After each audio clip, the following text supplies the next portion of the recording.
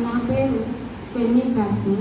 నేను 1820 మార్చి 24 న్యూయార్క్ దగ్గర ఉన్న బ్రిస్టల్లో జన్మించాను. నాకు 6 వారాల వయసు ఉన్నప్పుడు నాకు జలుబు, కళ్ళకలక వచ్చింది.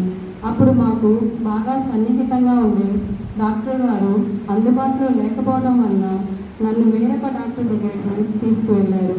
ఆయనకు అంతగా వైద్య నిపుణత లేకపోవడం వలన అతను చేసిన వైద్యానికి నేను నా 2 కళ్ళను కోల్పోయాను. నాకు 8 నెలలు వచ్చేసరికి నా తండ్రి అనారోగ్య కారణంతో మరణించారు. కుటుంబం గడవడానికి నా తల్లి ఒక ధనిక ఇంట్లో పనిచేస్తూ నన్ను పోషించింది. ఆ సమయంలో మా అమ్మమ్మ మా ఇంటికి వచ్చారు.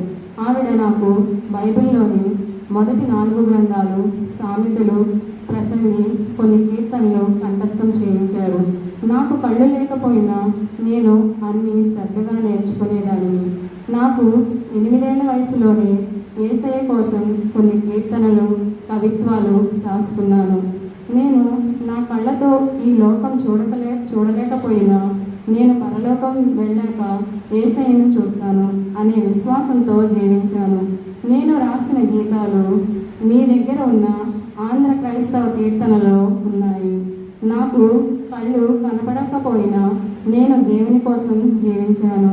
మరి మీరు కూడా అలాగే జీవిస్తున్నారా? లోపాలను అడ్డు పెట్టుకొని దేవునికి దూరంగా ఉన్నారా? చప్పట్లు కొట్టండి. మరి